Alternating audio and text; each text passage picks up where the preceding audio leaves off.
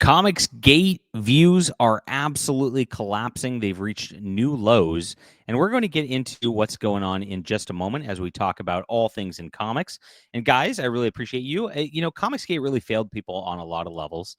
It was supposed to be an alternative to the mainstream industry, and it was supposed to be something that was going to fight against the Whisper Network proclivities of Marvel and DC, which all they do is attack Christian and conservative creators over and over, try to blacklist you from the industry. If you didn't watch my videos this weekend on what happened with Valiant Comics, Denny's camp from the Ultimate, it's really ugly over there. These people are nasty. They'll work to destroy independent creators. And then you look at it and you go, wait, Ethan Van Sciver and his company are doing the exact same thing. And so we've decided to move in a different direction, pivot to real comic books again. This is something that's great, and I really appreciate how this has grown and resonated with you guys over the last few months since I've built this. But this is my Substack, and my Substack is all about comics, and I'm posting a new page of Flying Sparks every single day to get you caught up on my universes, and it's all free for you to read. Just sign up so that you get those emails, and it's great. And then, of course, this is how webcomics work, and the webcomic community is so much healthier than anywhere else.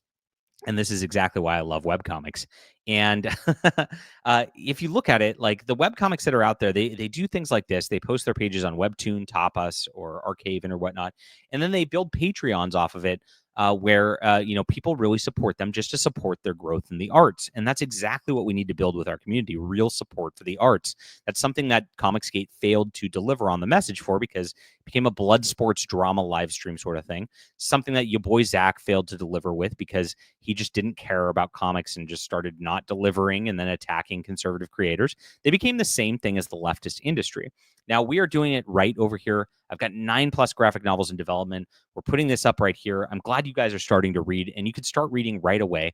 And of course, I put up exclusives now also, so that if you want to be a paid subscriber, you can get in on this. And the coolest part, is since nobody's found this in the outside circles here, is that I actually give more content than like any other webcomic creator out there. I've got 2 exclusive comics that are being produced right now. You get multiple pages per month on that. They're totally exclusive to here and Subscribestar, which are my my platforms. If you like Subscribestar better, just go on there. Either way is fine. But yes, this is all in the description below, and I want to get you guys reading comics, because it's about reading again. It's about building that healthy community that we have, and of course growing that as we go along. If you like print books, and I know a lot of people do, and I do too, I've got an online web store where you can grab any of my books at any time as well, to just make it easy. Because we don't want to build things, again, based on fear of missing out, because the fear of missing out is what's caused the comic industry to collapse. That whole collector mentality and the like. It's what's caused ComicsGate to collapse, right? A 48-hour variant cover. This one's got a blue tint instead of a red tint. It's like, what? It's stupid. But this is very different, because it's just about reading. It's about books. It's about making science fiction, fantasy, and superheroes great again.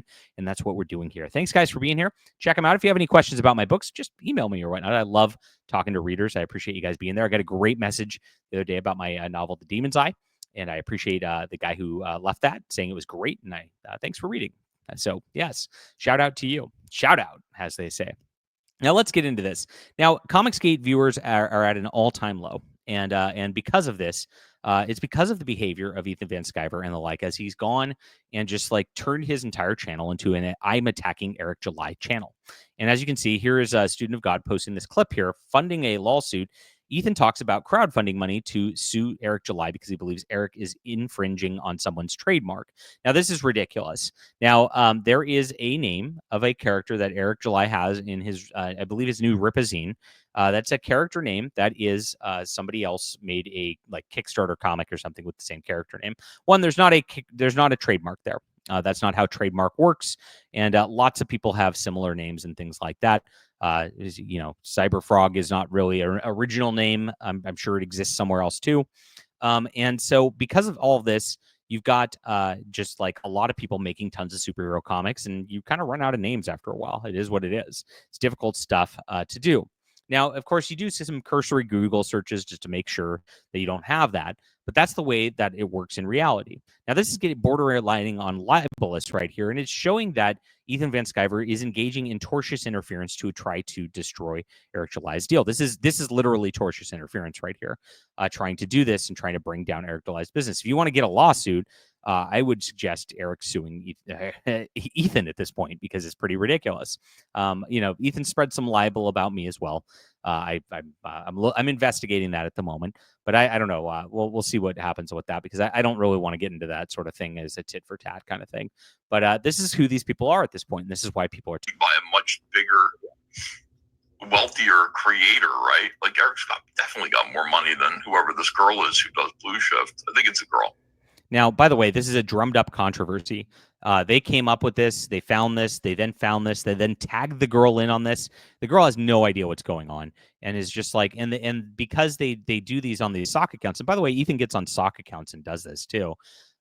They go in and make this girl think there's genuine concern about this. They did this with the ISOM project, which he's going to talk about in just a second, the International School of Ministries, and did the same thing. They sent an email to them saying, "Did you know Eric July is using your name?" And they thought that there was an actual trademark sort of deal, which ended up not being the case, and they ended up talking it out between them and between Eric and his superhero company. Nobody was actually confusing the brands like that, which is what trademark's all about. You can see the way that Ethan talks about it. He's completely disingenuous. He's lying about this through the entire situation. The real Blue Shift. The real Blue Shift. Oh. I could picture myself getting involved in trying to raise money for the legal defense or legal offense. You could see he's willing to throw money at a thing to harass this creator, Eric July, who has a short comic book in his Ripazine. Because why? He just wants to harass him. This is all this is at this point. And why? What did Eric do? Eric just made books that, made more money than him, and actually has delivery records, and actually has people like Chuck Dixon working for him, and has a real deal at this point that Ethan failed to create with his movement, right? That's again, this is why we're working to build a different movement over here that's wonderful and based around comics, because these guys never were.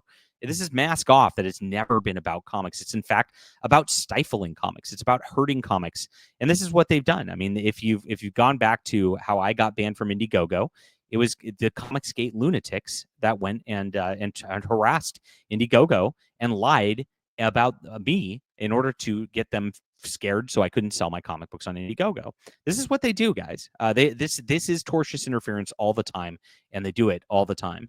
Of this person, why should they have their character ripped out from under them by Eric July? What? Just because Eric doesn't care about trademark. This would be the second time he's proven that he just doesn't care about trademark. That's crazy to say. That's a lie too. Again, because the ISOM matter was not a trademark situation whatsoever, and it all worked out fine. And he still has ISOM as a character. So which was also drummed up as a fake controversy as well. Doesn't care about people who have a mark for trade. And listen to the way I'm talking really slow because I don't actually have anything, but I'm going to drum up controversy for super chats anyway. He doesn't care about trademark. He doesn't care about a mark for trade. Yeah, that sounds smart. How do people listen to this? Well, the answer is they're not much anymore, and I'm going to get into that in just a moment. That they've owned and they've used to make money for an exceptional period of time. He doesn't care about that. That doesn't mean anything to him. I don't know if the ISOM lawsuit taught him anything at all. This reaction is not good. Just change the name. Scott Christie Jones says, I'd be happy to crowdfund him being sued. You could see these people are not about comics. They're not about independent creators. They're anti-creator. They're anti-comics existing at this point. This is a mask-off moment for what's left of ComicsGate. There's nobody in this who actually cares about comics anymore. And there's more to this as well.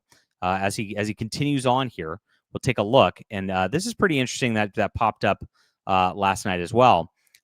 This is the amount of views that happened last week with the ComicsGate Kings, which is a new low in views for ComicsGate Kings. These used to regularly hit, as it says here, 13 to 15,000 different viewers on this site right here. That's a big deal. It's halved recently because nobody wants to watch this anymore. Nobody wants to be around this anymore. Nobody wants to associate with this anymore because it's just so sickening. And it's such boring content, too. It's like Eric July is bad. Let me go to. Hold on. Welcome to Trashcast, everybody. My name is Ethan. I'll do a better Ethan. Hold on, that was not a good Ethan impression. I do better impressions than that. Welcome to Trashcast. Eric July. Look at this. Eric July said, "You all have changed my life." Well, if his life was so good, why did it need changing then? Obviously, he's saying he's got personal problems at home. I'm going to crowdfund a private investigator to look at whatever Eric's got going on at home right now and see if there's drama there. Send super chats. Send super chat. Cyberfrog, the frog penis variant is up today, guys. It's on Indiegogo, and it's got a real drawn frog penis on it for you. And guys, it's only available for 48 hours, and it's $50 for a 20-page comic. Yeah, I haven't drawn it yet. Sorry, guys. The quality. I'm making quality, guys. But yes, the important part here is that Eric July's life is bad. This is literally what he does for hours every single night. I mean, it's crazy that anybody watches it at this point. Artist Pro Secrets, let alone that. But it's dwindling. If you look at this time last year, I always cover your boy Zach's subscriber count. This time last year, Ethan Van Sciver was at about 142,000 subscribers. He's lost 7,000 subscribers over this time. It's not doing very well whatsoever. And of course, it's just dying on the vine because just of this attitude, this mean-spirited attitude that's anti-comic book. And that's why we're doing something different, guys. That's why we're here to make comic books great again. And we have so much coming down the pipeline. It's amazing. It's good to be a fan of JDA. We are doing everything.